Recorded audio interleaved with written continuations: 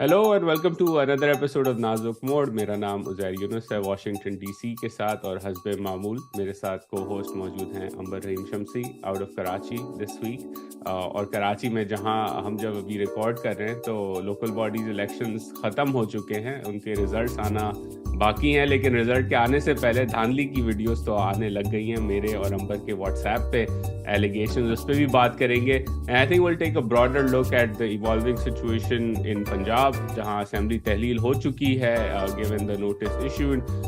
KP की dissolution की बात हो रही है, एंड ऑब्वियसली कराची का लोकल बॉडीज इलेक्शन, उसका काफ़ी सारा ड्रामा उस पर करेंगे।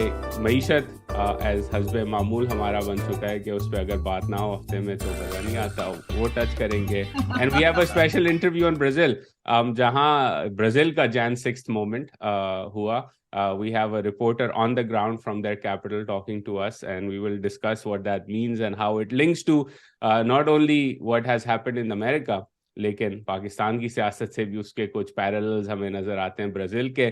And then we will have winners and losers and other stories. तो अंबर, पैक्ड एजेंडा, कैसी हैं आप? कराची में क्या नई ताज़ी है? और सियासत का माहौल जो है मेरे ये नेस्कैफे की कप की तरह काफी गर्म लग रहा है पाकिस्तान में। देखिए, बाकी बाकी मुल्क में तो ठंड है, लेकिन कराची में तो जाहिर है ठंड तो होती नहीं है। और ये भी जाहिर हो गया लोकल बॉडीज इलेक्शंस में। इतवार का दिन था, कराची वाले जो है ना, सुबह सुबह नहीं उठ सकते। 2 बजे 3 बजे के बाद ही उठना होता है, फिर जल्दी में वोट डालना होता है।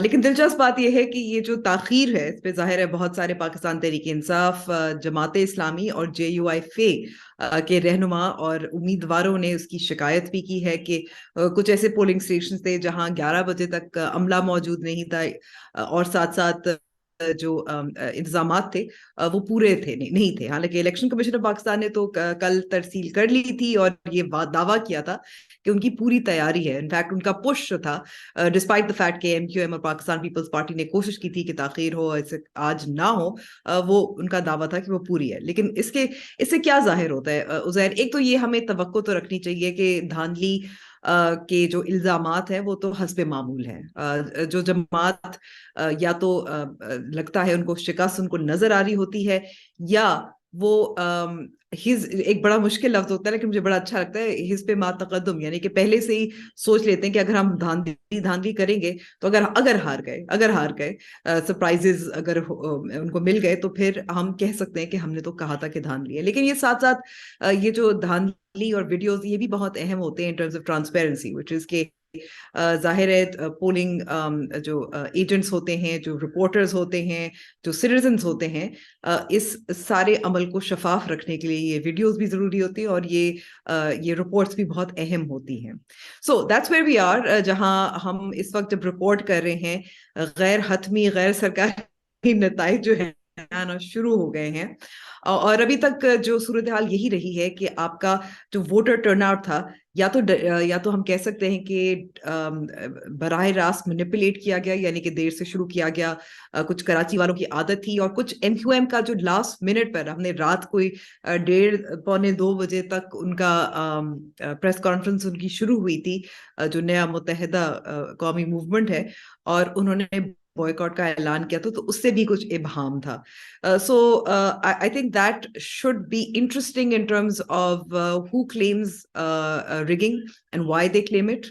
अभी तक जो इत्तलात आ रही हैं कि क्योंकि MQM ने इससे पहले भी कहा था कि जो जेरीमैंडरिंग हुई है, यानी कि जो आपने कार्व आउट की है यूनियन काउंसिल्स और जो डिलिमिटेशन की है, वो कुछ पीपल्स पार्टी के हक में है। Malir is an example of that. तो उनकी भी कुछ आपको नजर आ रहा है कि उनको भी कुछ वोट पड़ रहे हैं, मिल रहे हैं। पाकिस्तान तहरीक इंसाफ के हवाले से उनका कुछ मैं कहूंगी कि कैंपेन तो जरूर था, but will have to see. And जाहिर है इमरान खान की popularity and then its impact on national politics at a moment, जो उनको PDM की कमजोरी के वक्त उनको फतह ज्यादा चाहिए थी, मेयरशिप हो। क्या उनका इंतजामी ढांचा इतना इतना मजबूत था? देयर आर मिक्स्ड रिपोर्ट्स कि शायद कुछ उम्मीदवार या टिकट्स की जो बांटे गए थे उससे लोग शायद खुश नहीं हैं। उनका स्ट्रॉन्ग होल्ड कुछ खास इलाकों में है, दूसरी जगह शायद कमजोर था। But Jamaat Islami is obviously a very strong contender in these elections as well. इसमें हम कह सकते हैं कि उन्होंने बहुत मेहनत की इन terms of keeping on top of issues जो कराची फेस करता है, एहतजाज करना, और साथ साथ अपनी जो हलके हैं वहां भी लोगों के साथ रवाबित रखना, and then very clever social media campaigns as well. आपको अगर एक तरफ गवर्नमेंट ऑफ सिंध के एड्स नजर आ रहे हैं जो पाकिस्तान पीपल्स पार्टी के हक में है, जाहिर है, मगर दूसरी तरफ आपको जमात इस्लामी के भी एड्स नजर आ रहे हैं, रैप सॉन्ग्स नजर आ रहे हैं। जमात इस्लामी जो है मॉडर्नाइज हो गई है, which is good to see. I think ये एक खूबसूरती है सियासत की कि आइडियोलॉजिकली तो जी कल्चरल पॉलिटिक्स में तो मॉडर्नाइज नहीं हुई, but I think just in terms of social media campaign, yes. So yeah I that's just what want to I make that. मेंट के आई एग्री। मैं उस तरफ मैं ये नहीं कह रहा था कि वो जो है लेफ्ट की तरफ आ रहे हैं इन टर्म्स ऑफ सोशल आउटलुक। वो तो कंजर्वेटिव है, लेकिन उन्होंने जो अडॉप्ट की है टेक्नोलॉजी, रैप सॉन्ग्स करना। एक ज़माना था अंबर, मुझे याद है मैं जब बड़ा हो रहा था, कि जमात इस्लामी वाले या कंजर्वेटिव मुसलमान और उलमा जनरली स्पीकिंग, इसमें मौलाना तारिक जमील भी शामिल हैं, वो तो कैमरा को हराम करार देते थे कि आप कैमरे पे वीडियो नहीं बना सकते। और अब जमात इस्लामी, जैसे आपने कहा, रैप सॉन्ग्स और म्यूजिक का एम्ब्रेस कर रही है सियासी कैंपेन के अंदर। तो लेकिन रैप अगेन सॉन्ग म्यूजिक भी तो नहीं है, technicality technicality Uzair, rap song जो होता है वो वैसे म्यूजिक नहीं होता है, नहीं, जस्ट पीछे तो राइम उसके बीट चल रही है ना, पीछे तो बीट बीट चल होती रही है है, ना, तो बिल्कुल। मौसीकी, तो अब ऑर्केस्ट्रा तो नहीं। मैं इतने इतने इमाम के साथ बैठा हूँ कि मुझे मालूम है कि एक जमाना था ये कुछ भी अलाउड नहीं था। और अब जो है वो कहते हैं नजरिया ज़रूरत के तहत जो है वो काम करने पड़ते हैं सियासत के अंदर। और अंबर, ये जो द होल धांधली का पहले से इल्ज़ाम लगा देना, आई एग्री विथ यू। ये मुझे वैसे लगता है कि जब हम सेंट पॉल्स में क्रिकेट खेला करते थे, तो हमारे मैचेस होते थे सेंट पैट्स वगैरह के साथ। अब वो टेक्निकल के लड़के ले आते थे, हम 16 साल के, वो 19 साल के। अब 3 साल का काफी फर्क होता है जब आप क्रिकेट खेल रहे थे। तो हम मैच से पहले ही शुरू हो जाते थे, इसकी बर्थ सर्टिफिकेट जाली है, देखो इसकी तो दाढ़ी निकली हुई है, देखो ये कितना लंबा है, ये तो टीम ही लाए टेक्निकल के लॉन्डों की। तो हम पहले से ही जो है ना बहाना बना देते हैं। वैसे ही सीन है ये कराची का, टिपिकल जो एक अप्रोच होता है कि मैच से पहले आप कह दें कि अंपायर मिला हुआ है और टेप फटी हुई है वगैरह वगैरह। तो वही चल रहा है। But on a serious note on this, I think, and tell me what you think about this. I think you hinted at this as well. PTI turnout low hona is obviously hurts PTI because उनका claim है कि they have more mass appeal. तो turnout high helps them in a rough mathematical equation.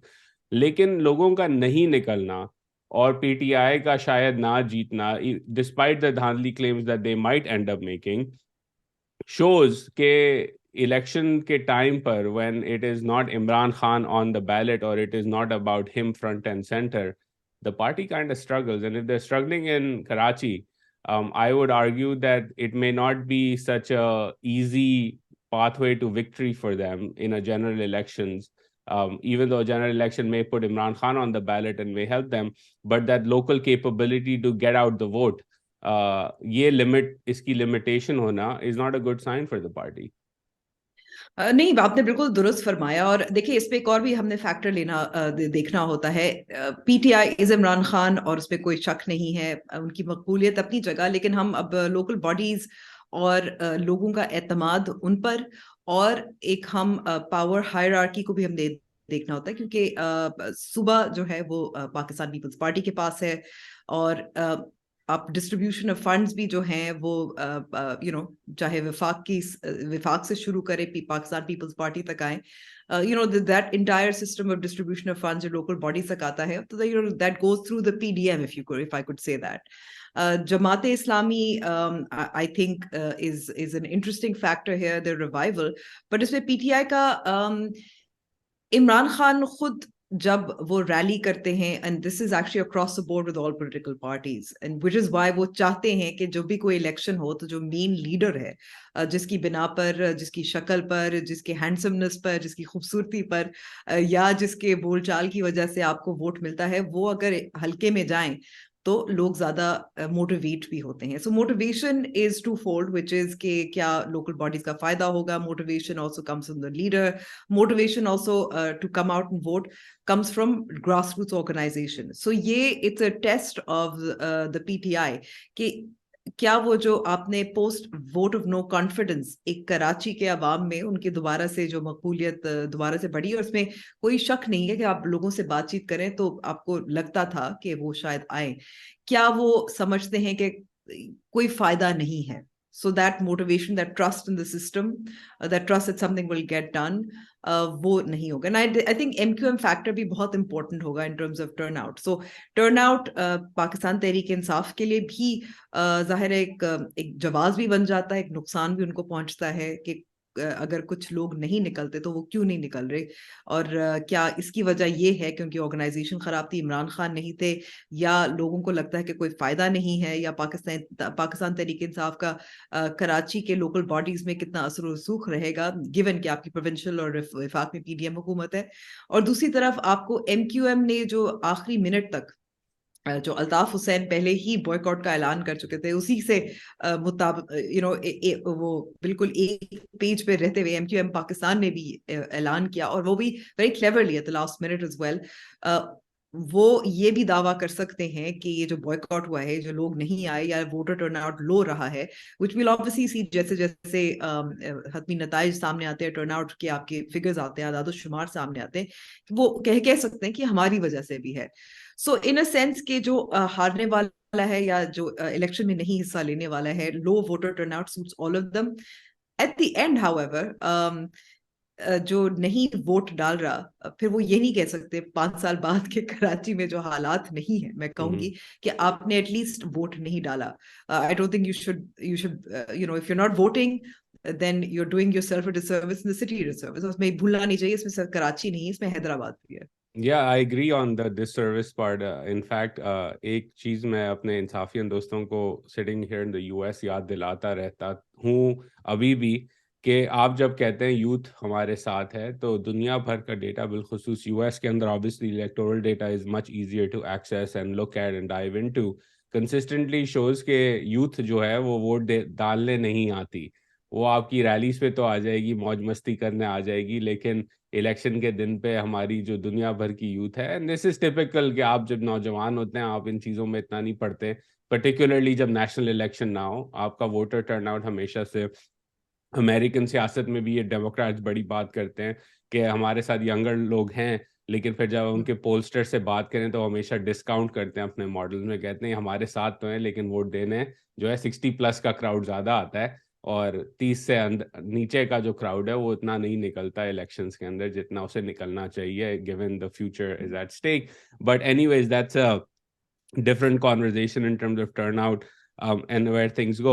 I think एक और चीज इसके अंदर, Amber, would love your perspective on this as well, कि ये जो पीडीएम के थ्रू राउट जाएगा पैसे का through Sindh government, how do you see, given where local bodies in Karachi and Hyderabad etc are, that being a tool again, जैसे हम कहते हैं एमपीएस को फंड्स दिए जाते हैं इलेक्शन से पहले, तो यूनियन काउंसलर्स को भी अब शायद आने के बाद फंड्स दिए जाएंगे, जो पीपल्स पार्टी के बिलखुसूस काउंसिल्स हैं जो जेरीमैंडर की गई हैं। Do you see that again then playing a role in the general elections whenever that happens?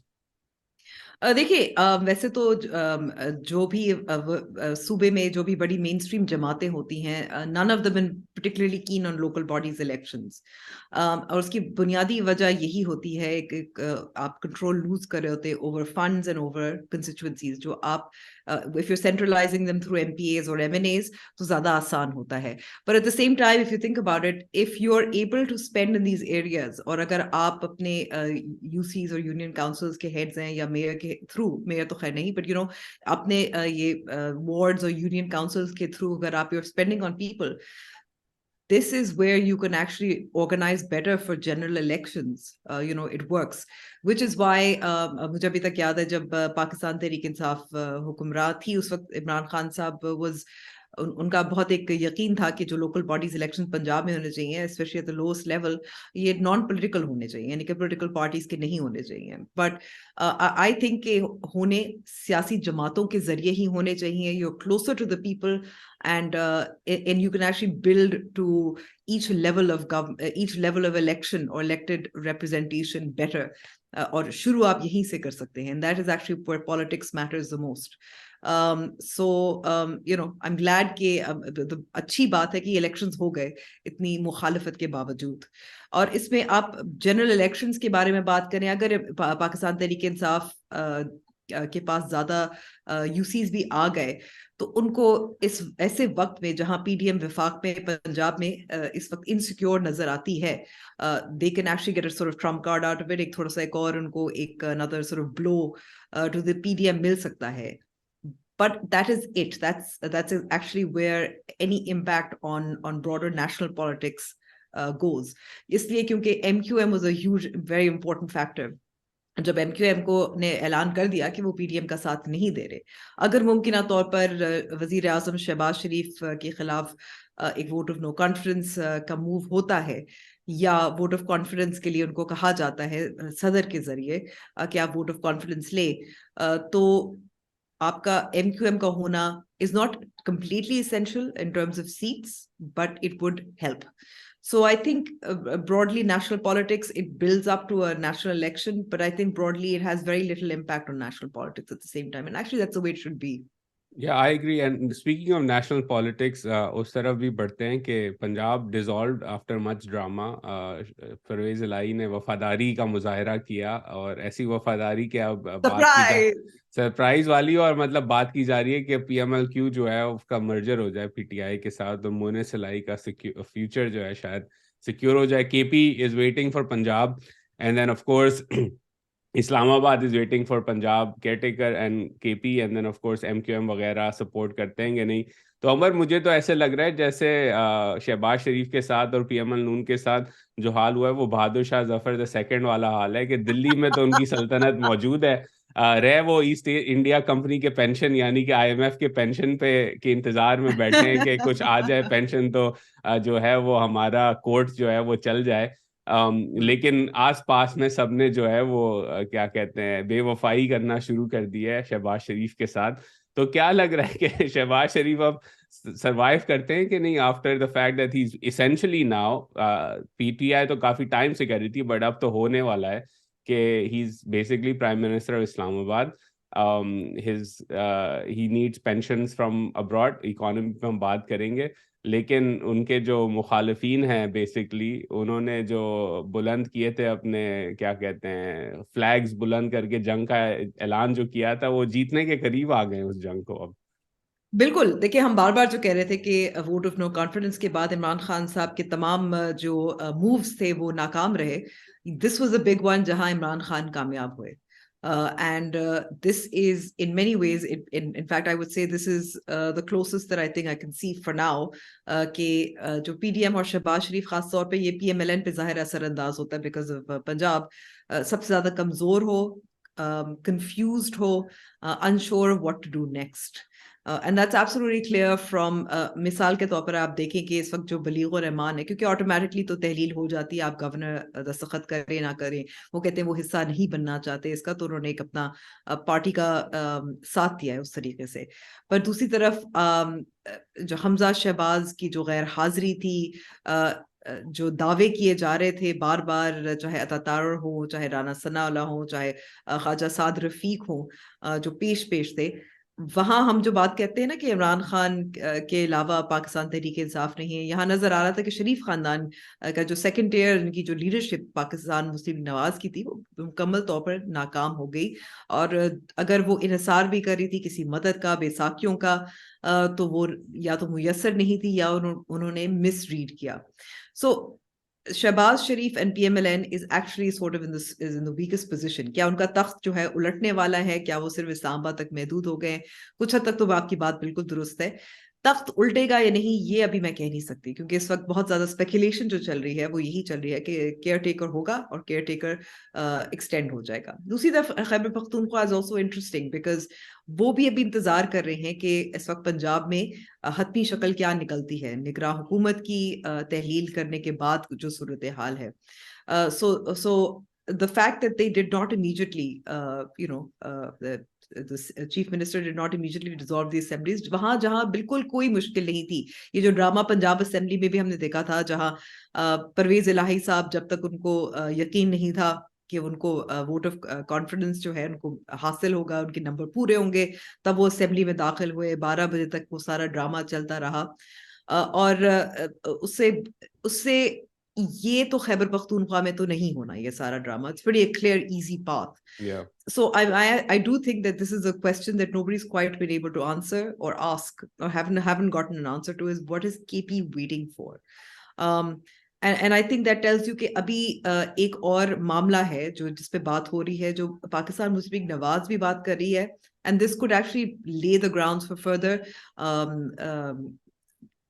the further role of the courts. उनका किरदार दोबारा से अहम हो सकता है।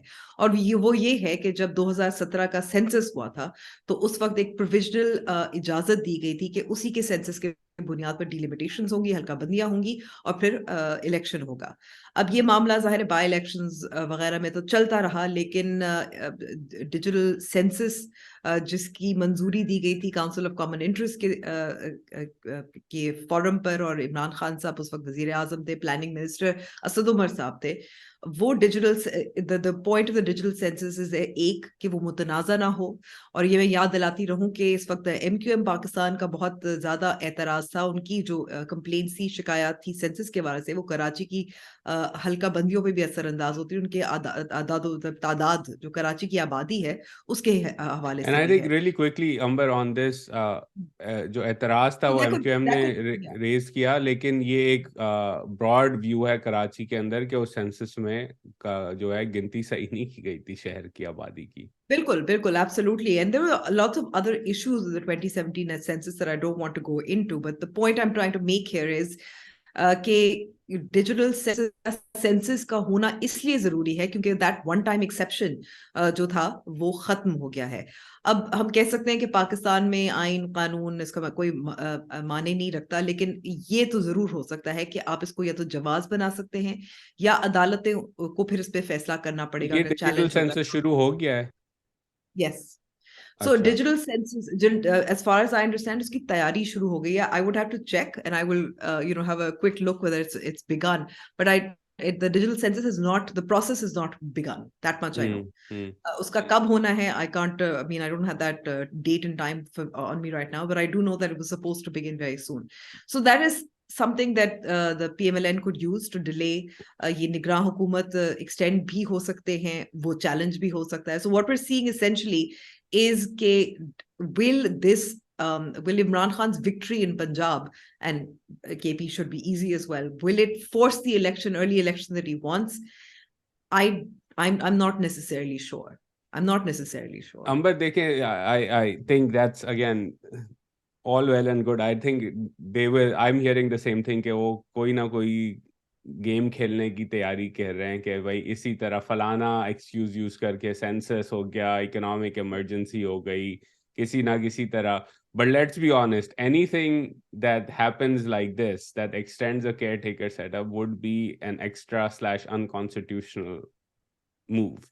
Now the courts में से Exactly. So नजरिया which जरूरत is की why तहत वो कह दें, कोर्ट्स नजरिया which is जरूरत why को I think इस्तेमाल कर दें। it would be challenged, and it's a fairly challenged as well. I mean, आप आइन और कानून में कुछ ना कुछ आप ढूंढ तो सकते हैं provisions. I mean, emergency वाले आपको भी मालूम है, मुझे भी मालूम है, but should it be actually, आप एक दो सूबे और उसमें बहुत बड़ी आबादी पाकिस्तान की उसकी है, खैबर पख्तूनख्वा और पंजाब को मिलाकर आप अगर सीटों को ना भी देखें और आप उसकी प्रोपोर्शनैलिटी को ना भी देखें, but at least you're running two countries on a caretaker. Should that even happen is a question. Yeah, and I think obviously इसके अंदर हमने पिछले हफ्ते भी थोड़ी इस पे बात की थी कि फिर सिविलियंस खुद जब ये गेम खेलते हैं, हर चीज़ को लटका लटका के एंड तक खींच के फिर कोर्ट्स में जाके कि जी अब जो है जस्टिस साहब बताएं कि क्या फैसला होगा, हालांकि ये मसला आपके पार्लियामान के अंदर सॉल्व हो जाना चाहिए था। फिर आप कहते हैं ओ जी सिविलियन सुप्रेमेसी पे जो है दूसरे इदारे इंक्रोच कर रहे हैं। तो जी हम तो देखें बेचारे इतने मासूम से लोग कि हमने पहले सुप्रीम कोर्ट को क्या कहते हैं कॉन्स्टिट्यूशनल अमेंडमेंट करके सिविलियंस को ट्राई करने लग गए, एंटी टेरर कोर्ट में फिर कंप्लेन किया, फिर पेका पास कर दिया, फिर कंप्लेन किया, फिर जो है सुप्रीम कोर्ट को और अथॉरिटी दे दी डिसीजन मेकिंग में इंटरवीन करने की कि वो डिटर्मिन करे चेयरमैन की उस पर वोट होगा कि पार्टी लीडर पे फलाना धमाका, उस पर कंफ्यूजन क्रिएट कर दी। अब इस पे आ गए कि जी डिजिटल सेंसस एंड तक भाई लास्ट डिजिटल सेंसस जो हुआ था, डिजिटल तो नहीं था, सेंसस जो हुआ था, महीनों तक उसका रिजल्ट निकल नहीं रहा था, उस पर लड़ाई हुई। तो अब क्या गारंटी है कि अगले 3 महीने के अंदर ये डिजिटल सेंसस के रिजल्ट्स भी आ जाएंगे, उस पर डीलिमिटेशन भी हो जाएगी और सब कुछ हो जाएगा। अब वो लटका लटका के काम को इस तरफ ले आए हैं कि again they will try to find a creative way to deal with it. And I think ये हर पॉलिटिकल पार्टी में ऐसे लोग मौजूद हैं जो क्रिएटिव कॉन्स्टिट्यूशनल मैकेनिज्म निकालने की कोशिश करते हैं, और फिर सबका ही नुकसान होता है इसके अंदर। ये तो आपने बिल्कुल दुरुस्त बात की कि ये तो जाहिर है। जैसे मिसाल के तौर पर अगर आप सूबे की हद तक देखें, ये जो ट्रांसफर्स पोस्टिंग्स होती हैं, और आप अपने जो जो निज़ाम है, ब्यूरोक्रेटिक सिस्टम है, उसको अपने साथ करने की कोशिश करते हैं। This is a way of drawing power to yourself. You use whatever means possible to hold on to power. उसका नुकसान है या नहीं है? आप मुझे बताएं कि मिसाल के तौर पर अमेरिका में कई बार ऐसे हुआ है जहां आपका बजट अप्रूव नहीं हो पाया था, and you were left wondering just because there was a clash between the two political parties, the two main political parties. और आप तनख्वाहें कैसे देंगे? So it's not like this is unique to Pakistan, is what I'm saying, and it doesn't mean कि civilians can't work it out. Eventually, things have to happen in the direction they will happen. I don't think it should be any excuse कि किसी और की intervention जरूरी है. My position is always the same. या no, Politics. I agree with you. I am just saying कि जब आप अब कोर्ट्स में ये मामले को ले जाएंगे तो उसकी जजमेंट में फिर ऑब्वियसली कोर्ट का रोल फिर इन पॉलिटिक्स बढ़ता है as a result of Yes. That Yes. Intervention. It's not an intervention but you took it to them yourself. अब वो फैसला Yeah. करते हैं, उसके अंदर आर्मी चीफ की एक्सटेंशन का भी यही मसला था कि आपने अब कोर्ट्स को एक ओवरसाइट रोल तो एक प्रेसिडेंट में दे दिया ना, कि वो कह सकते हैं जजमेंट इशू करके पार्लियामान को कह सकते हैं भाई आप फलानी चीज करें, which is, I think it's a very slippery slope they all have It gone is. I down. mean, if you look at Punjab assembly का जो मामला था और जो अदालत का फैसला था कि वो वोट आउट नहीं होगा, which is beyond comprehension, given the principles of voting and not voting and voting for a particular party or not and how it should be counted. तो ये अदालत की इंटरवेंशन का आप बिल्कुल दुरुस्त कह रहे हैं। इसलिए इसलिए होता है, फिर जवाब बन जाता है, या वो जानबूझकर उसकी तरफ मुंह करते हैं, इसलिए क्योंकि ये आपस में ये तय चीजें तय नहीं कर पाते। Yeah. So then you have nobody else. I mean, I don't want to say कि यहाँ एक मिलिट्री इंटरवेंशन की मैं बात कर रही हूँ, but if you going to the courts and you are not figuring this out for yourself, then you have nobody else other than yourself to blame. I will say however, ये जो सियासी अदम इस्तेकाम का सारा सिलसिला अक्सर हमारी जो मेन स्ट्रीम टीवी चैनल्स है उसमें पूछा यही जाता है कि ये जो किसकी वजह से है। कुछ लोग हैं जो कहेंगे इमरान खान की वजह से, क्योंकि वो बातचीत करने को तैयार नहीं होते। दूसरे कहेंगे ये पाकिस्तान मुस्लिम लीग नवाज या पाकिस्तान पीपल्स पार्टी की वजह से है, क्योंकि वो इंतकाम ले रहे हैं जो इमरान खान ने उनके साथ किया था। लेकिन असल बात यह है कि जब तक आप बैसाखियों पे और हाइब्रिड 1.0 और 2.0 की वजह से ये निज़ाम जो मौजूदा निज़ाम है, हम उसको ट्यू हाइब्रिड 2.0 कहते हैं, इसलिए क्योंकि जो 1.0। हम नहीं कहते अंबर, आप कहती हैं 2.0, मैं हाँ, 4.0 कहता आप तो 4.0 हूँ। तक पहुंच चुके हैं ना। मैं कहना चाहती हूँ, बाजवा साहब की इंटरवेंशन थी, 10 साल का जो मंसूबा था, ये सियासी अदम इस्तेकाम और अभी तक जो चलता रहेगा, I am afraid is really because of that intervention. क्योंकि सियासी जमातों को मौका नहीं दिया जाता for them to figure it out on their own. I fully agree. और इनफैक्ट हम कराची की जब बात कर रहे थे तो आपने MQM पाकिस्तान का, मेरे ख्याल में उनका नया नाम आ रहा है MQMN, MQM न्यूट्रल, क्योंकि वहाँ भी फिर जो है वहाँ भी जो जोड़ तोड़ की गई है वो लोगों को मालूम है कि वो ऐसे ही आसमान से कोई, कहते हैं फरिश्तों ने आके काम नहीं करवाया ये सारा। मदद तो करवाई होगी, लेकिन उजैर देखो, उनको भी तो जरूरत थी। यू हैव टू बिल्कुल, एडमिट इट। Of course. उनका वोट बैंक श्रिंक हो रहा था। पाकिस्तान तहरीक इंसाफ का वोटर, जो उनका वोटर था, कुछ तहरीक इंसाफ की तरफ भी जा रहा था। और नजर आ रहा था कि उनका मुस्तकबिल जो है इस इल्हाक के बगैर नहीं आपको बिल्कुल, Roshan Nazar. I agree. And but I again I think ये, आई एग्री विथ यू कि ये ब्रॉडर एक इशू है जो सालों से चलता आ रहा है। एंड अगेन इट्स बैसाखियों पे जब आते हैं तो फिर ऐसी हरकतें होती हैं। एक सवाल इससे related Ambar, before we go to the economic side. Punjab में ऑल अपेरेंटली, आपने तख्त की बात की, उल्टेगा कि नहीं, तख्त उलटने से पहले तो तख्त के स्प्लिट की बात भी हो रही है कि नवाज शरीफ साहब जो हैं खुश नहीं थे स्ट्रेटजी से अपनी पार्टी के, और राना सनाउल्लाह को काफ़ी सुननी भी पड़ी और इंटरनल डिसेंट भी वॉइस किया गया कि हम तो कह रहे थे कि ऐसे काम नहीं चलेगा, आपने पहले समझनी चाहिए थी बात। तो पीएमएलएन में इंटरनल ड्रिफ्ट्स की क्या आपके पास कोई खबर है? क्योंकि मैं तो सुन रहा हूँ कि obviously all is not well and for our Indian viewers they may understand this better. ये मुझे वही याद आता है कि हम भारत की सियासत पे जब देखते हैं तो बीजेपी वाले बड़ा मजाक उड़ाते हैं कांग्रेस का कि पप्पू छुट्टियों पे चले जाता है, पप्पू की जब बात नहीं मानी जाती तो बाहर चले जाता है, पप्पू की कोई सुनता नहीं है तो वो अपने कमरे में बंद हो जाता है। राहुल गांधी की मैं बात कर रहा हूँ। इसी तरह हमजा शहबाज जो है वो मुंह उठा के बाहर बैठे हुए हैं मुल्क से, हालांकि हैं ऑपोजिशन लीडर और ये पंजाब भी के। बता दूं कि आधे लोगों को पता भी नहीं था कि वो है या नहीं है बिल्कुल, पाकिस्तान वही। मुस्लिम नवाज। अच्छा, इसके अंदर फ़नी बात एक एक again our listeners may not have noticed this but I was watching an interview the other day. तो एक पीएमएलएन लीडर कह रहा है कि जी उनकी वालदा की तबीयत ख़राब है, तो वो वहाँ गए हुए हैं। हालाँकि उनके भाई साहब खुद पंजाब में अंदर बैठे हुए हैं। ठीक है, तो अल्लाह उनकी वालदा को सेहत नसीब करे। If she is sick, we should not make fun of that. He is obviously looking after her, but the brother is here. But then the other PMLN leader, I think it was Ahsan Iqbal sahab, who said कि उनकी बेटी की तबीयत ख़राब है। तो अब पीएमएलएन के सीनियर लीडर्स को खुद नहीं पता कि उनकी leader of the opposition Punjab में बाहर हैं क्यों, और वो बाहर, और मरियम नवाज भी बाहर बैठी हुई हैं, तो वो भी मुंह उठा के ही चली गई थी इलेक्शन कैंपेन से पहले, बाय इलेक्शन से पहले लंदन। तो ये जो नेक्स्ट जनरेशन की का जो मूड ऑफ हो जाता है और राहुल गांधी की तरह वो भी बाहर चले जाते हैं, तो उससे भी ऑब्वियसली फर्क पड़ता है पार्टी के अंदर। तो उसमें कोई शक नहीं है। जब आपका मेन लीडरशिप हो तो जाहिर है आपका लोगों को जो इकट्ठा करना भी ज्यादा आसान होता है। आई mean I don't even know, it's just stating the obvious isn't it कि इस वक्त जो पाकिस्तान मुस्लिम नवाज का जो हाल है, आप देखें कि वजीर आजम शहबाज शरीफ हैं, वो तो जिनीवा में थे।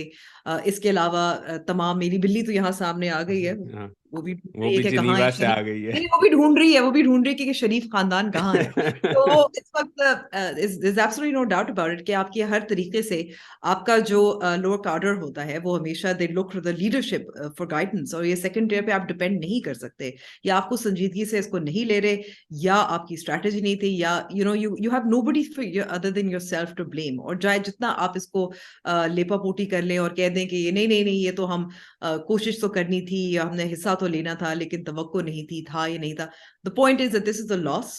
एंड आपने बहुत बड़े बड़े दावे किए थे, और आपको जिसको, I don't like this phrase, लेकिन मुंह की खानी पड़ी। बिल्कुल। और इसमें जिम्मेदारी बुनियादी तौर पर शरीफ खानदान की होती है। और इससे फिर आप, जब लोग कहते हैं कि डायनास्टिक पॉलिटिक्स नहीं होनी चाहिए, कि आपकी इंटरनल अकाउंटेबिलिटी नहीं हो पाती क्योंकि आप बादशाहत कर रहे हैं, तो फिर दुरुस्त कहते हैं, you just proving them right.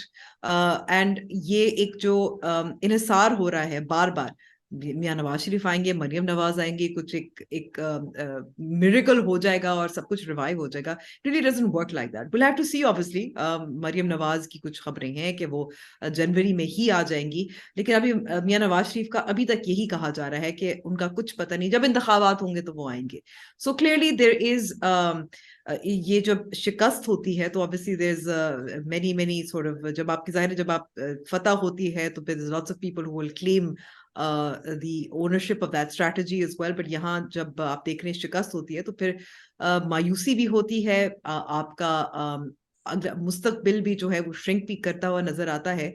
एक मैं कहूंगी कि एक एडवांटेज एटलीस्ट ये हो सकता है कि अगर आपने इलेक्शंस की तैयारी करनी है, सो आप ये कम से कम ये कह सकते हैं कि एक अगर time frame, if we go to that extent कि ये केयर टेकर एक्सटेंड हो जाए, तो फिर उसमें जो सिस्टम इन प्लेस परवेज इलाही ने रखा है इन टर्म्स ऑफ द ब्यूरोक्रेसी, वो उनको शायद फायदा देगा, लेकिन केयर टेकर सेटअप तो कुछ और होगा। So I think that would be a slight advantage that the Nawaz group might have, PMLN might have. But at the same time, I think they would have to work extra hard to overcome the many series of defeats that they've seen in terms of elections and in terms of this latest blow. क्योंकि इस वक्त जो तासुर है वो यही है, और मैं तासुर की सिर्फ बात कर रही हूँ, इस वक्त तासुर यही है कि मईशत जो है, और मईशत पे बात करते हैं, संभल नहीं रही, और दूसरी तरफ आपसे पंजाब संभल नहीं रहा। तो अब इस तासुर को दुरुस्त करना, इसकी तस्हीह करना, थोड़ी सी मेरे ख्याल में ज्यादा कोशिश, मेहनत और स्ट्रैटेजी करनी पड़ेगी। Bilkul, I agree. And let's switch to the economy. But I think next week, Amber, we should do a conversation on a series of missteps of the Prime Minister himself since coming to power. Because the buck stops with the Prime Minister. PMLN के वो Absolutely. leader भी हैं और मुल्क में भी हैं. तो we should have a conversation on that. But मईशत की तरफ आते हैं. पंजाब जो है ऑब्वियसली तख्ते पंजाब निकल रहा है बहादुर शाह जफर के हाथों से, और उसके साथ साथ ईस्ट इंडिया कंपनीज जो हैं वो भी पैसे नहीं दे रही. So, Amber, you're on the ground. Obviously, the news reports were not good this week that I was following. I'll give you three big key data points on the crisis and how it's getting worse. Remittances down almost 20% for November year on year. ये direct impact है DARPAC का, जिस पे हम बात कर चुके हैं. More companies announcing कि हम जो है वो ऑपरेशन शट डाउन कर रहे हैं क्योंकि हमारी एलसीज नहीं खुल रही. हमने कराची में बैंक प्रोटेस्ट भी देखे, दाल इंपोर्टर सड़कों पे निकले हुए थे, उसकी वीडियोस भी आई. तो shortages are getting worse. On a good side, गंदम आटे की कीमत थोड़ी कम हुई है because of the release of supply. और आखिरी बड़ी स्टोरी इस हफ्ते की मईशत की ये थी कि ये आज की स्टोरी है, मेहताब हैदर ने की है, मैं डिस्क्रिप्शन में डाल देता हूँ कि because the IMF program is not back on track and the flows are not materializing, Pakistan government may reach out to friendly countries, aka Saudi Arabia, once more for additional deposits or moving quickly on the deposits they were studying. तो हालात नाजुक से नाजुक तरीन ही होते चले जा रहे हैं मईशत के अंदर. देखिए उजैर, मईशत पे तो मैं आपसे ही सवाल करती हूँ, लेकिन मैं ये कहूंगी कि इस वक्त वही सूरत हाल है जो पिछले हफ्ते थी, विच इज दैट अगर हम तवक्को कर रहे थे कि कुछ इम्प्रूवमेंट होगी on some front, that has not come through, and that is ultimately obviously damaging on every sector of the economy. It is आपके कंज्यूमर्स पे असर अंदाज होती है, आपके इम्पोर्टर्स एक्सपोर्टर्स पे होता है, आपकी इंडस्ट्री पे होता है, हर तरीके से होता है. So urgently what we do need is some form of confidence that it's moving in some sort of stable direction.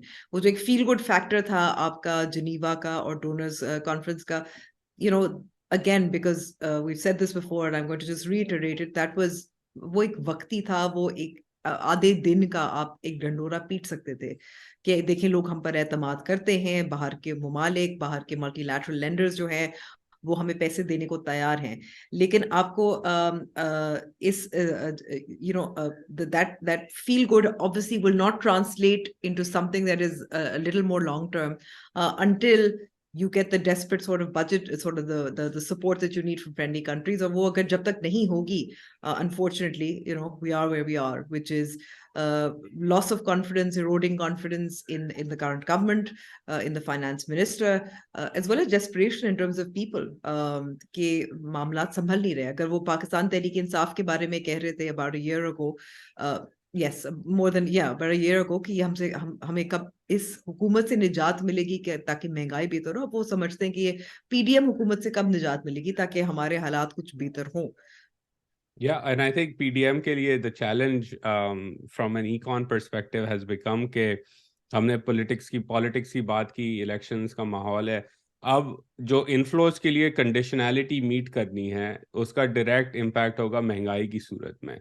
जो कि हफीज़ पाशा साहब कहते हैं कि अगर आप IMF की कंडीशंस मान लें तो इन्फ्लेशन विल गो अबाउट 35%, और अगर आप नहीं मानते तो इन्फ्लेशन जो है वो 50% से ऊपर चली जाएगी डिफॉल्ट के सिनेरियो के अंदर या वर्सनिंग क्राइसिस के सिनेरियो के अंदर. And I link that story as well in the thing. It's a article worth reading in terms of his analysis, and he's always been I think on point in terms of the crisis and explaining that as well over time.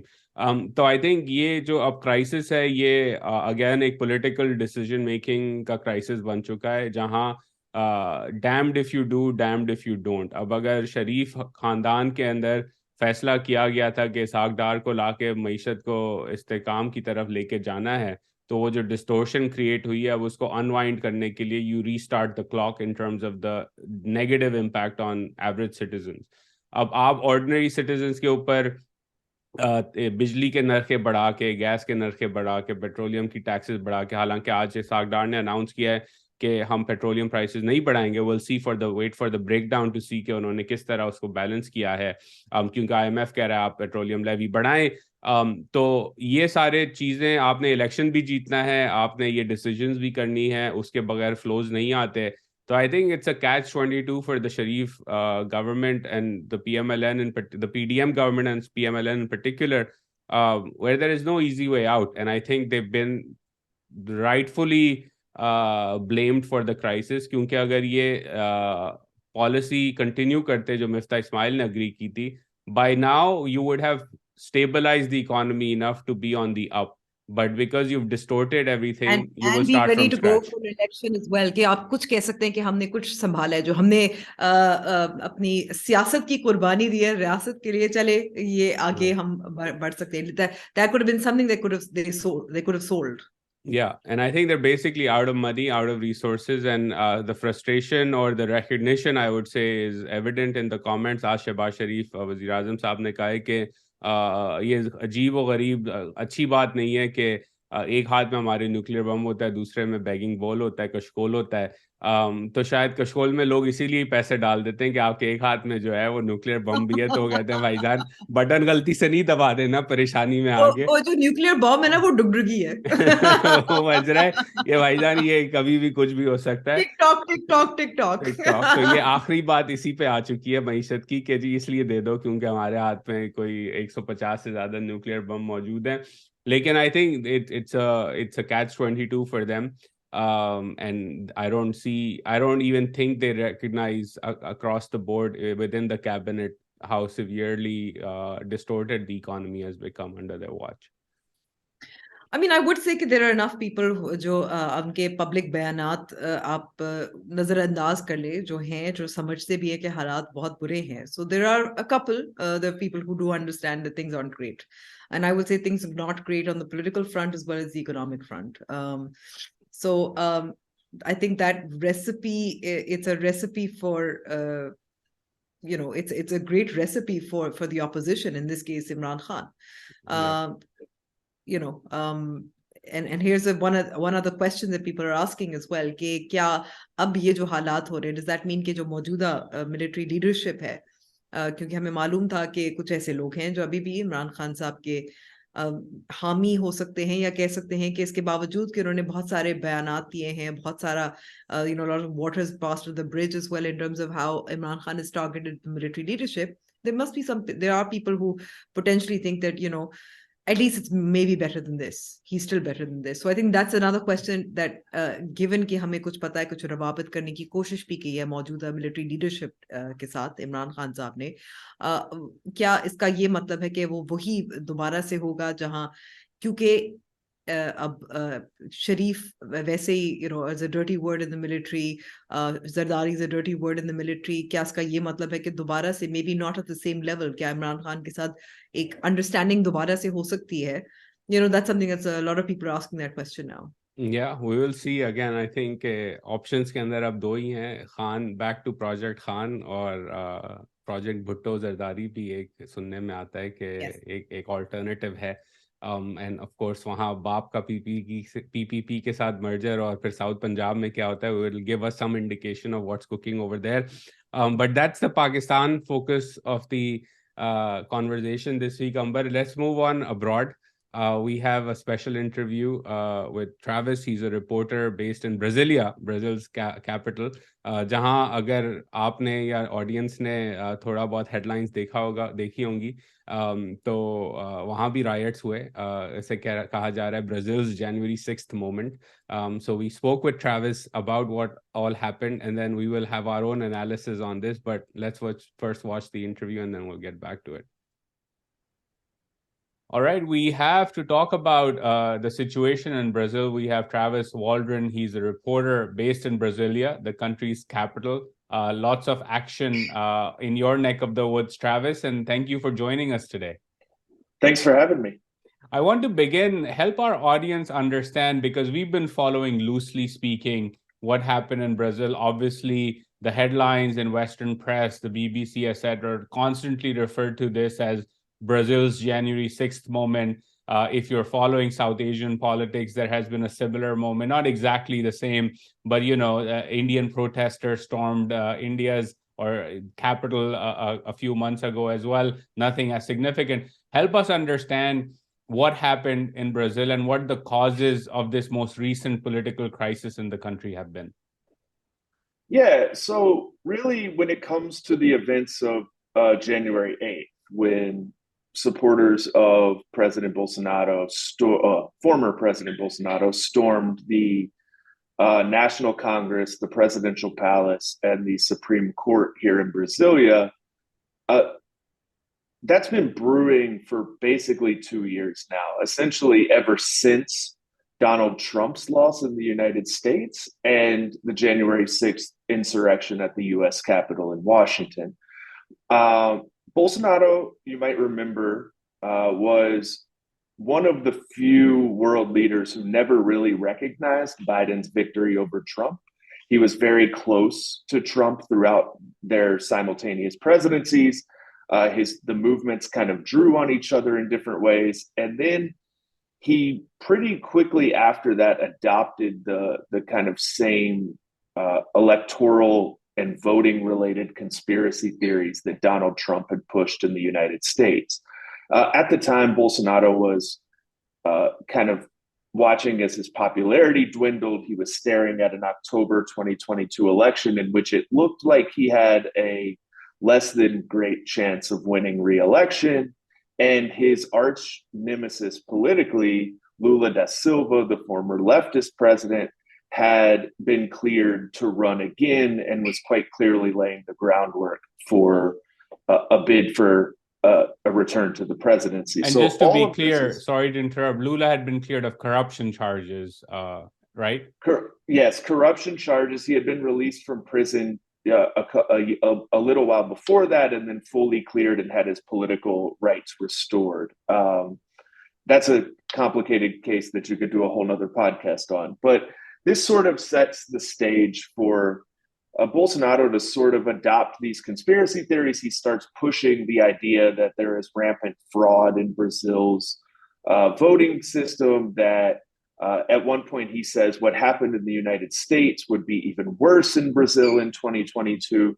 And this sort of becomes like the overhang of the entire election in many ways. There were times where Brazil debated the issues, where the candidates debated the issues, but for a large segment of the election, there was a thought of what is Bolsonaro going to do if he loses? Will he accept defeat? Will he leave office peacefully?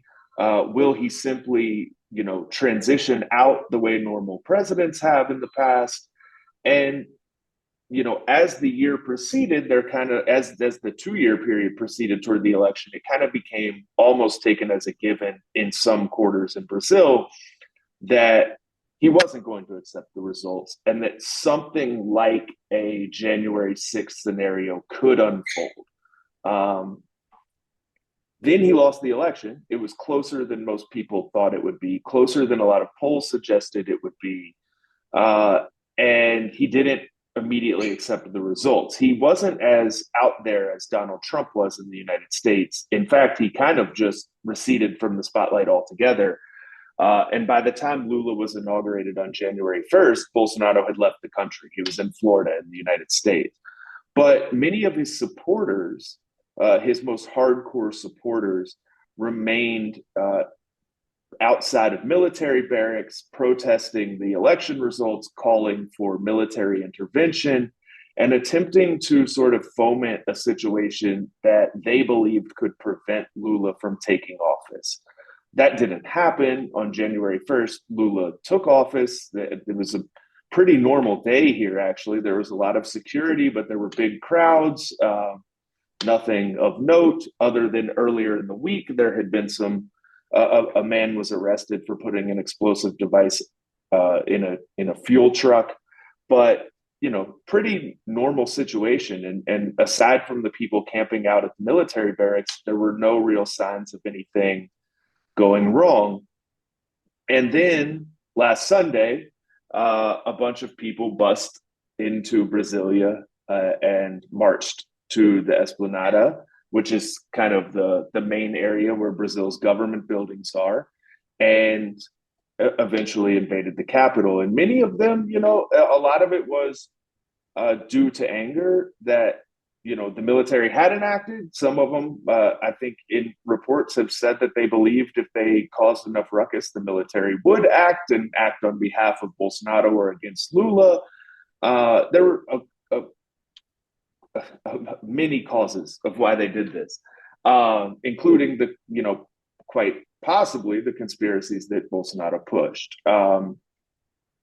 In terms of the conspiracies that he pushed, obviously one of the things I was reading up on, and you've done fantastic reporting on it, the links to your stories are in the description for the audience to read more in depth, there was two questions that I sort of had for you based on your reporting. One, was there any truth to Bolsonaro's claims that the election results were tampered with? Brazil has e-voting. So I'm guessing that's pretty secure as a system in terms of, you don't have paper ballots that people can stuff and take away, or, stamps being copied, etc.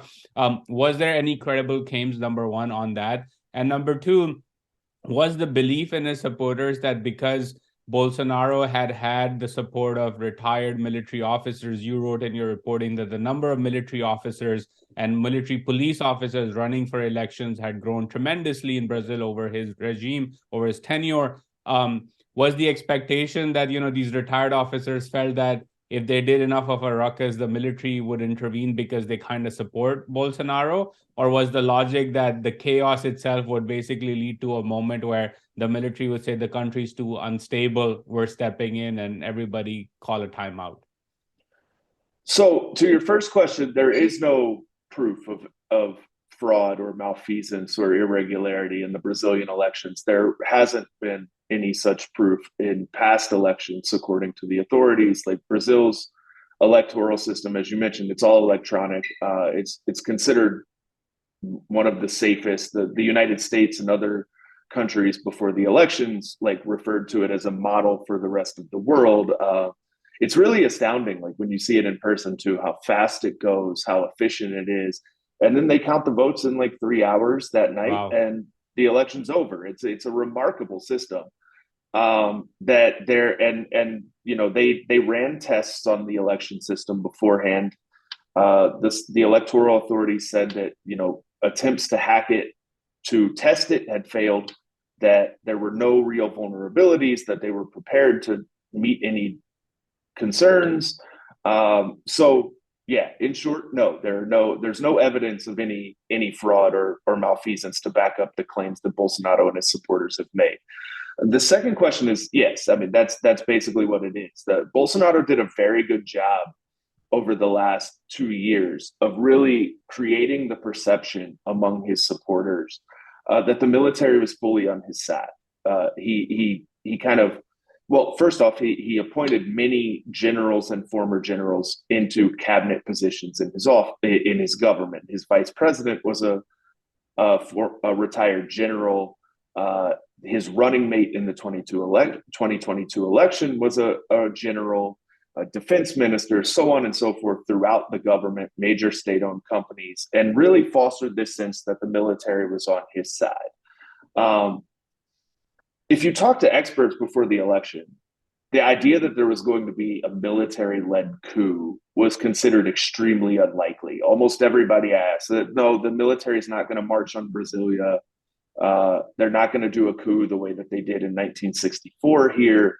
You know, it would be something more chaotic and, decentralized and less clearly tied to the military. But clearly, as we saw, a lot of his supporters thought the military would step in.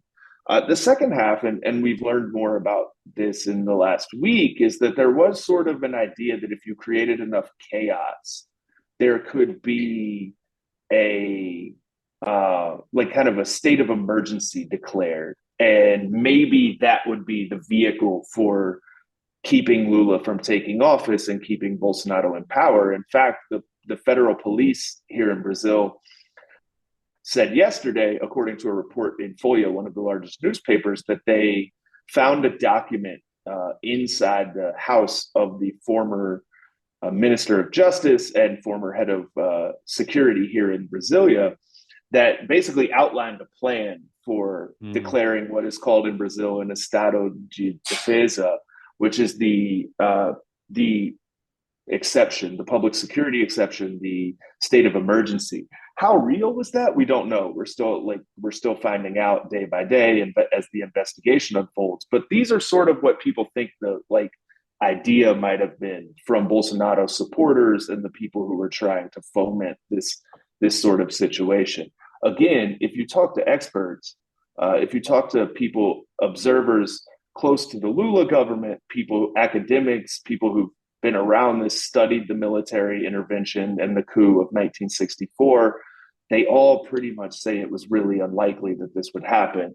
More likely was a situation where you have some police that participated or things like that, which is another situation that is still kind of unfolding and people are still trying to figure out. But it was in some senses what the Bolsonaro supporters believed might happen.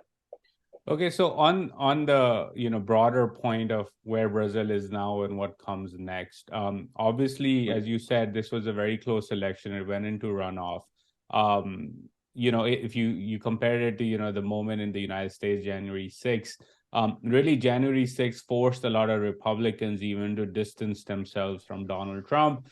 He really has faced a backlash in the aftermath of that, and that has continued consistently in the United States. What has it been like in terms of Bolsonaro's own popular appeal in the aftermath of this? And then secondly, where does Brazil as a society stand, given how close the election were? So clearly he is popular, and he was really popular, and his people believed a conspiracy theory, but they still, probably a significant chunk of them are still loyal to or stand by him. So where do you see Brazil going in both these fronts in terms of Bolsonaro's own appeal, and then what comes next for the government and society writ large? That's a great question. When it comes to Bolsonaro, I think there are two sort of open questions about the political side of this right now for the Brazilian right. The first is, do they continue to attach themselves to Bolsonaro, or do they try to figure out how to navigate a sort of middle ground where they are still clearly in opposition to Lula, clearly appealing to elements of the Bolsonaro coalition and Bolsonaro voters, but not necessarily directly linked to Bolsonaro himself. For now, most of the Brazilian far right does not seem to be cutting him off. They are condemning the riots, but they are not laying the blame at the feet of Bolsonaro himself. The head of his party told the Washington Post this week that he wasn't ready to blame Bolsonaro. He didn't think it was Bolsonaro's fault at all, which is kind of the line that Bolsonaro has taken too, that it's not my fault, I didn't do it. These people were acting on their own. But there is a big question, right? Of do they kind of do what Republicans in the United States did, where they say, the left and Lula are making too big of a deal of this. They're blowing it out of proportion, and thus kind of a rally around this figurehead of the movement sort of dynamic, or do they break with him? And right now, it's really hard to tell. It's too early to tell, but it is a huge question going forward because it will hang over Lula's presidency. Right now, Bolsonaro is still probably the second most popular politician in the country, and it's a narrow margin of him being second. He lost the election by 2 points.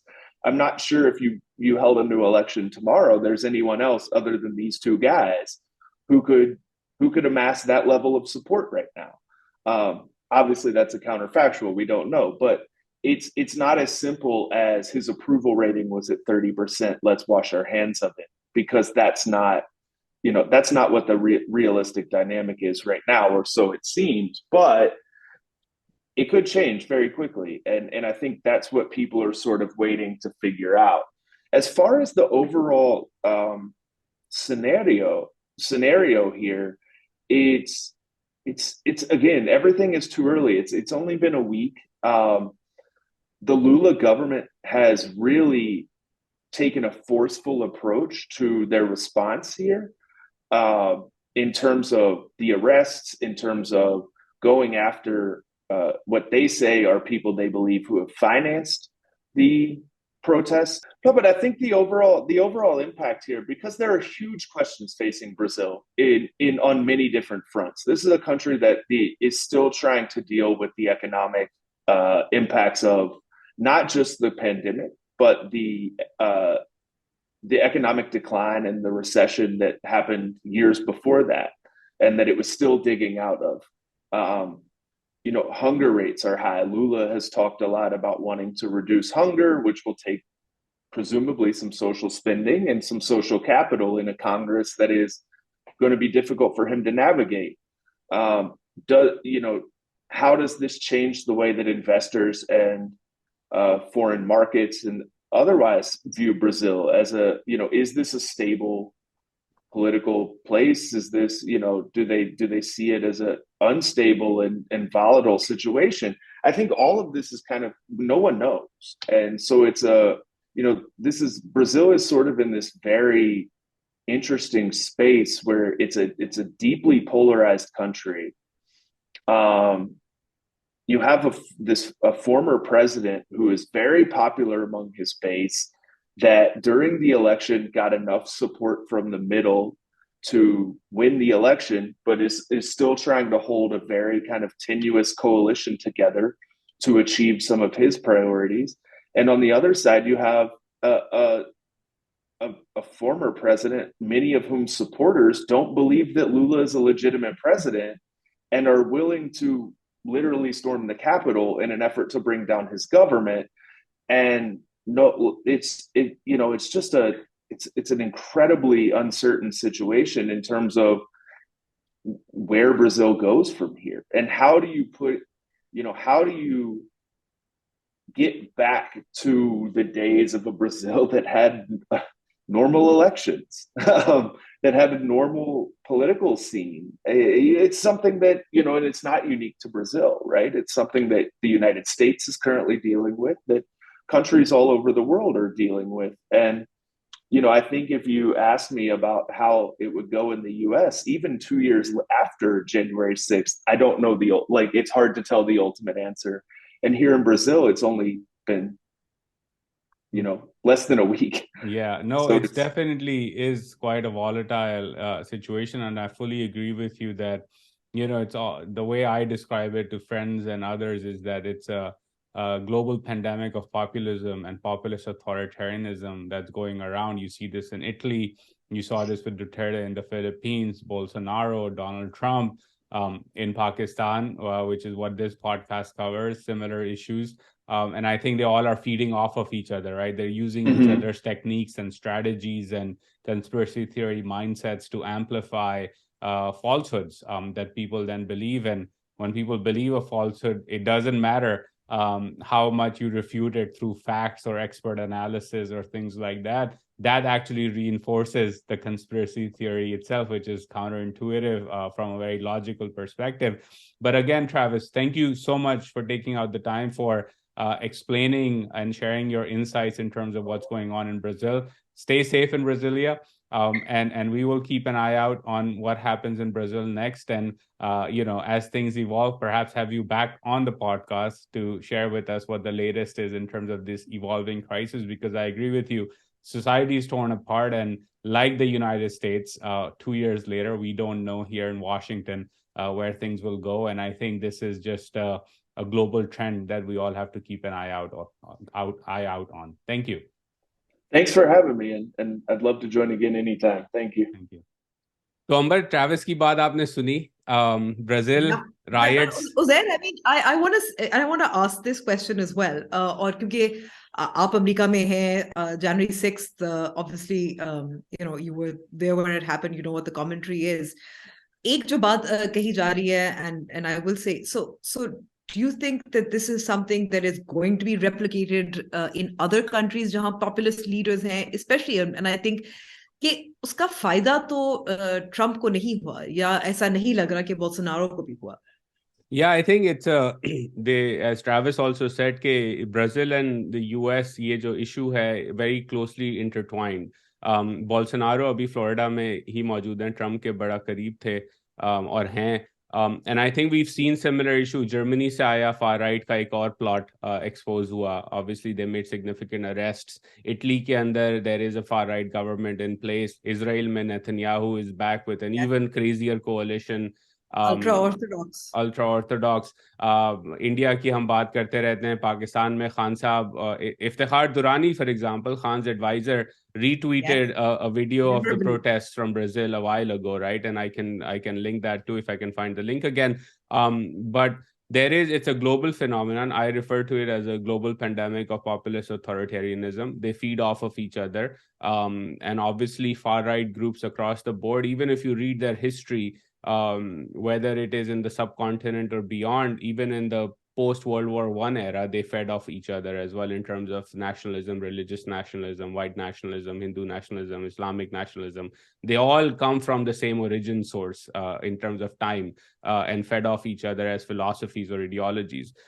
So I think ये closely tied है. I think Pakistan से भी इसके again 2-3 चीजें जो मुझे Travis ने बताई that linked up as well, कि एक एक्सपेक्टेशन थी अंबर बोल्सोनारो के सपोर्टर्स के अंदर कि जब हम कैपिटल में ये सारा काम करेंगे तो मिलिट्री पुलिस बेसिकली उनकी जैसे एस्टैब्लिशमेंट हम कह दें जो न्यूट्रल्स हैं वो हमारे साथ आ जाएंगे. और ये हमने कुछ दफ़ा देखा, वीडियोस भी आई कि वो ऑफिसर्स तस्वीरें ले रहे हैं इनके साथ, उनको गाइड कर रहे हैं. The military arrests have been made in Brasilia as well after that, including the military police chief उस इलाके का. उनको अरेस्ट किया गया है. सुप्रीम कोर्ट ने ऑब्वियसली इन्वेस्टिगेशन ऑथराइज किया into Bolsonaro's role into this as well. और ये एक था कि बोल्सोनारो के रेजीम में number of influence of the military over the political economy grew significantly. और ये उम्मीद थी लोगों की कि वो वापस लूला को हटा के ये काम करेंगे, लेकिन ऐसा नहीं हुआ. तो अगेन क्योंकि लूला के खिलाफ भी करप्शन के चार्जेस थे, but I mean, which were overturned before his election. Which were overturned. exactly. जैसे हमें याद है बहुत मेमोरेबली नवाज शरीफ के खिलाफ ऐसे ही होता है. But I do want to say कि I think the other sort of, we're looking at comparisons. कोशिश तो की थी इमरान खान ने with his 2 long marches, but the question is really post election. So अगर इमरान खान को वो नताइज हासिल नहीं होते जो वो चाहते हैं, which is a clear majority. And I'm not even saying 2/3, by the way. I know that that's what a lot of people say. Clear majority, jahan he wouldn't have to depend on alliances in order to form a government. Will he have another his January 6th moment? Is that the hope? At the same time, on the other hand, I think there is still a desire, and I say that ये जो रवाबित हैं, जो एजाज और उमर चीमा ने भी इसकी तस्दीक की और भी लोग बता रहे हैं कि मेजर की सतह पर एक रवाबित की पाकिस्तान तहरीक इंसाफ की तरफ से कोशिश हो रही है, और मेजर की सतह पर तक ये महदूद है और दोबारा से कोशिशें की जा रही है. If the military establishment, as I said, if it decides to realign with Imran Khan, again, not maybe at the same level to General Faiz or General Bajwa wali thi, but at least not oppose him and at least not fully support the PDM, etc. But at the same time, I just want to say कि अगर वो होता है, then there really isn't any need for January 6th insurrection. Yeah, no, I agree. And again, I think ये चीज़ें इतनी fluid होती हैं, राइट, कि अगेन आउटकम उसके ऊपर कितनी मसाजिंग की गई, pre poll, during poll, post poll, हमने देखा 2018 में दिस वाज द फॉर्मूला.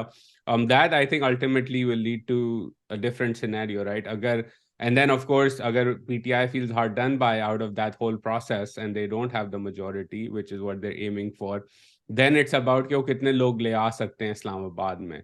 उसके साथ साथ फिर एक टेस्ट होगा इस्लामाबाद में जो हुकूमत है उसका, कि वो इनसे डील किस तरह करती है, right. So for example in the Lula case they were very effective on the day of and after that to clamp down on all of this stuff, right. Bolsonaro was already out of Brazil, मैं पाकिस्तान बोलने लगा था, वो Florida में बीमार हो चुके थे. उन्होंने अपने आप को डिस्टेंस ऑलरेडी करना शुरू कर दिया था इस तरह की कंस्पिरेसी थियरीज के साथ, कि he had conceded the elections and then left the country essentially. So I think all of those things will then inform the calculus of the establishment in Pakistan as well, कि अब इसको deal किस तरह किया जाए, right. So I think अभी बहुत many chapters to be written in this situation. One last thing, Amber, that I want to flag, which is relevant to Pakistan on this as well, I forgot. Brazil has e-voting, ठीक है. Yes, So, that and is it's one of actually the a very best. interesting thing. Yeah.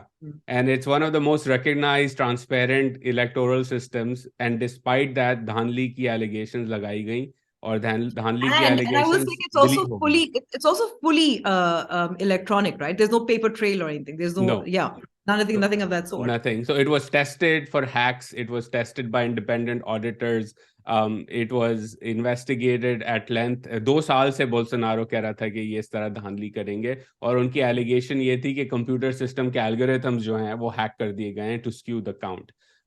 तो again e voting के बावजूद ये moment हुआ. पाकिस्तान में हम already देख चुके हैं कि वोटिंग पे वैसे ही सवालात होते हैं और पीटीआई ने कोशिश की थी ई वोटिंग पुश करने की जो कि आज तक आगे नहीं बढ़ सकी, which I think was a good proposal from them to reduce the, at least on the day of counting, drama that we see continuously in Pakistan.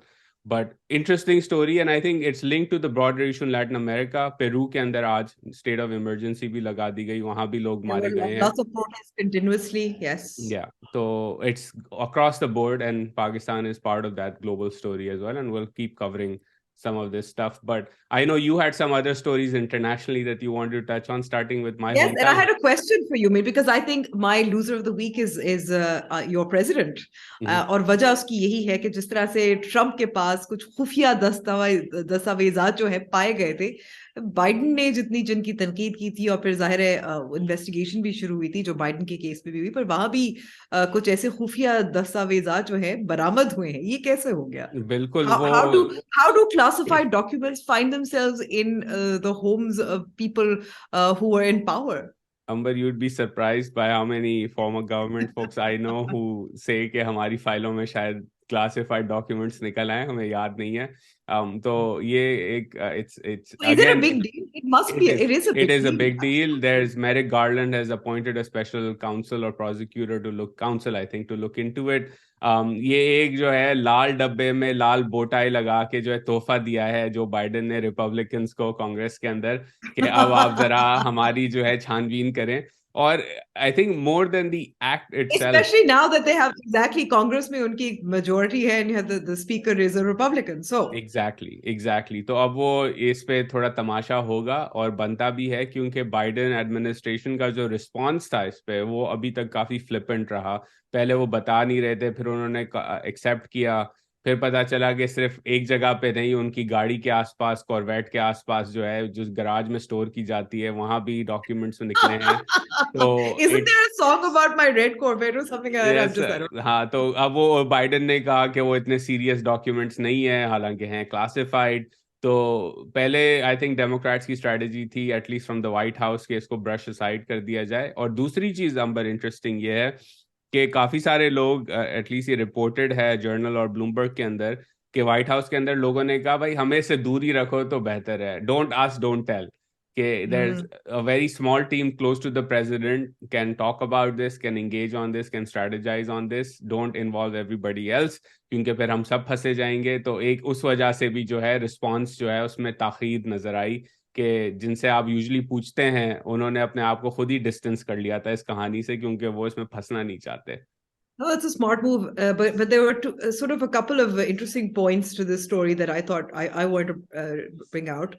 हम समझते हैं कि पाकिस्तान में ही सिर्फ अगर तोशा खाना पर सवाल पूछा जाता है, चाहे पाकिस्तान मुस्लिम नवाज या पीडीएम हो या इमरान खान हो, तो वो जवाब नहीं देते. लेकिन ये जो डिस्कवरी हुई थी of these classified documents was actually way back in November. बहुत देर बाद पब्लिक को मालूम हुआ था कि ये क्लासिफाइड डॉक्यूमेंट्स उनके पास है. So that's one thing that I thought was interesting to point out. I think the other interesting thing to me also was that Joe Biden, at a time when his popularity is pretty low as well, this will probably impact his popularity as well moving forward. And it's a problem for the Democrats. For sure. And they were on a high after all the drama we saw with the midterms and, you know, the performance that the Democrats had, which was great. They retained the Senate, which was great. हमने ऐसे बात की Kevin McCarthy went through 14 rounds to become speaker, which was great for the Democrats to show that their opponents are not a serious party. और ये सब जो है होने के बाद अब आपने तोहफा दे दिया है Republicans को to reset the agenda, so to speak, and start a fresh cycle. तो I think you're absolutely right. और तोशा खाना वगैरह वाली जो आपने पहली बात की अंबर, I would echo that, and I would echo that is where the role of media comes in, right? We hear a lot in Pakistan कि जर्नलिस्ट लिफाफे वलाना धमाका उनको टारगेट किया जाता है, बट हमने यहाँ अमेरिका में भी देखा कि खबर को दबाने की कोशिश की गई और खबर दबाई नहीं जा सकी क्योंकि journalists and reporters did their job, they kept at it, and now it has blown in the face of the Democrat administration in the White House, which as it should be. The tough questions were asked, and when they were found wanting, everybody realized कि ये इन्होंने छुपाने की कोशिश की, and that's not how things work. And so I'm glad it's out in the open, thanks to journalists and reporters. Yeah. Okay. Yes, I absolutely agree. And I think just as I don't know, as a side note, जो क्योंकि हम शफाफियत की बात करते हैं, सहाफ़ियों की बात करते हैं, एक और सहाफ़ी जो है, जो जनरल बाजवा का जो फैक्ट फोकस के जरिए उनकी जो टैक्स असासे और उसके हवाले से जो मालूमात, एक रिपोर्ट आई थी, अहमद नूरानी की स्टोरी थी, एक मकामी सहाफ़ी है जिसको एफआई की तरफ से नोटिस ऑफ गिरफ्तारी हुई थी. And I think that is, I just want to point out कि ये इस किस्म के जो सहाफ़ियों पर हमले होते हैं वो यहाँ continue करते हैं. There's a very good reputation as the journalist in question, as a pure reporter. And So I he's think still in arrest, right? He's not been released. As far as I checked. understand, yes. Yeah. Last I heard as well, exactly. So I think that's something I did want to point out. Journalists doing their job, and then how difficult it is for them in Pakistan. I would also say, but just, another loser quickly, Prince Harry, I think is a loser for writing a book that's been widely, I think everybody's been asking why, what, and apparently it's the highest selling non-fiction book ever or something like that. Well, there you go. Maybe they needed the money since they can't dip into the royal funds anymore. But I mean, reputationally, I think it takes a hit as well.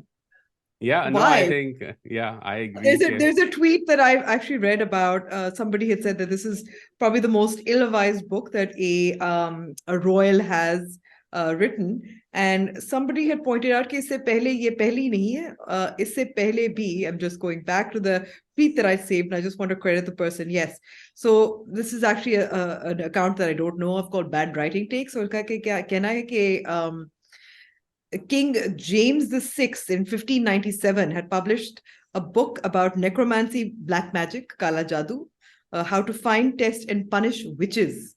So, Prince Harry is the first, but he's certainly a loser in my opinion. And I'm really sick of the royals and Meghan and Harry. Yeah, I agree. I don't follow that as closely as many Americans do. They're obsessed with the royal family. I don't understand why. भाई आजादी उनसे आपने काफी time पहले हमने ले ली थी, तो अभी भी obsession क्यों है रॉयल फैमिली के साथ? I don't know why that's the case. But आपके दो losers हैं इस वक्त, कोई winner भी है? Oh, I have a winner. I have a winner actually. I think, and even though I know it's very disputed, क्योंकि आप कहते हैं कि Forbes की जो 20 under 20 or 30 under 30 list जो होती हैं वो fraudulent होती है, but still, it's nice to see the Judge Aisha Malik and climate change minister Sherry Rahman were in the 50 under 50 list. So I think that's always great. They're my winners. I think Imran Khan has been a winner this week as well with the Punjab Assembly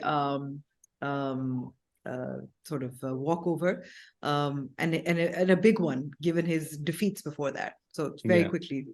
Yeah, my winner is Imran Khan as well. I agree with you on why. My loser this week, Amber, is Rana Sanaullah. And Rana Sanaullah is my loser this week because of the public reporting that, he was sort of supposed to lead the charge in Punjab and clearly failed. But that's not the reason why I picked him as the loser. I picked him because there has been a rightful criticism in my view. I would love your thoughts on this as well. He's on Shahzeb Khanzada show too much, too often. और Khanzada का criticism ये था कि Khanzada जो है उनसे rather friendly behave करते हैं, although I disagreed with that. But this week we saw Rana Sanaullah come on Khanzada and basically struggle to answer Khanzada's typical hard questioning about why they failed and their past claims and everything like that. So to me, Rana Saab, flustered Rana Saab, is the loser of the week क्योंकि उनकी सारे बयानात कि ये दिखा करके तो दिखाएं, ये झूठे हैं, फरेबी हैं, इनसे नहीं हो पाएगा, और फिर his attempts to sort of say कि नहीं हम तो चाहते ही ये थे, नहीं शाहजेब देखें ऐसा नहीं है वैसा है, आप मुझे मेरी बात तो मुकम्मल करने दें. तो जब भी कोई गेस्ट शाहजेब खानजादा के शो पे आके कहने लग जाए कि आप मेरी बात तो सुने, मेरी बात मुकम्मल होने दें। तो आपको पता है कि सूरत हाल नाजुक हो चुकी है उनकी। नाजुक ही होती है। और आई विल से कि मैंने आई थिंक राना सनाउल्लाह को काफी ज्यादा एक तरह से ढील शायद दी गई थी, और really very often on Shahzeb's show, so that's also good. But I also saw him on Talat's show, which is at the same time as well, and equally difficult questions, and Rana Sanaullah unable to answer them. I will say, however, given the structure of the party, I'm going to be a little more kind to Rana Sanaullah, इसलिए क्योंकि he did what he could without the leadership present. So for me, in this entire scene, agar hum Punjab Assembly ki baat kare, to loser would have been the PMLN broadly, but the Sharifs in particular. Yeah, Sharifs for sure. I think again, So I'd give Rana Sanaullah a bit of a pass. I'd sort of say कि अच्छी बात है, उनको grill करने की जरूरत भी थी दावों के की वजह से, and that's all right. And I think kudos to him in one sense as well, that he didn't actually personally attack either of the two gentlemen जिनके मैंने shows देखे थे. I haven't seen others, but you know, he just said कि मैं मुकम्मल नहीं कर पा रहा था. Whereas I've seen other political leaders जो हैं, उन पर अगर आप ऐसे ही सख्त सवाल करें तो वो फिर personal भी हो जाते हैं. कुछ So, तो जाते ही नहीं है खानजादा के शो पे. I'm going to give Rana Sanaullah a pass, not because I have a soft spot for him, but I think the real responsibility is on the Sharifs. Yeah, I think on the point about others reacting negatively to Khanzada's line of questioning, kuch to jate hi nahi hai. And I think, again, I think maybe that maturity over time will come the way, for example, in the PMLN, we see a bit of it from some people, although wo bhi Dar Saab kehte hain, propaganda kar rahe hain, sachai bata ke maishat ke upar, for example. But in politics, you have to view this, at least I don't know how you view this, Amber. I view these exchanges of interviews as a contest, right? There is a person on the other side doing their job, which is to ask you very tough questions and grill you and try to wrap you around whatever they're trying to get you around to, right? And that's a game. It's an intellectual game that you have to play. And if you're a politician, that's your job. कि आपने उसके show पे जाके उसकी tough questioning करनी है. Whether you like it or not, whether it's slanted or not, your job is to outmaneuver the person on the other side trying to ask you questions and convey your point effectively. If you fail to do that and your response is ke wo to hai hi biased, so I'm sorry, it's a bit of a cop out. Yeah, it's a complete cop out. And jab aap personal bhi ho jate hain, that's also a cop out. And so I do think that I would completely agree with you there. Yeah. So on that note, I think on that note of agreement, this brings us to an end for this week's episode. We will be back next week, hopefully with the takeaway of the results, the strategy around that. We'll continue following the economy. But Amber, I think next week we'll add a upfront section on the series of missteps, the PDM in particular. Yeah, let's examine that in more detail in terms of economy and politics as well. Yeah, so we'll talk about that next week. So again, thank you for joining us for this episode. If you like it, subscribe to us on YouTube, follow us on Twitter.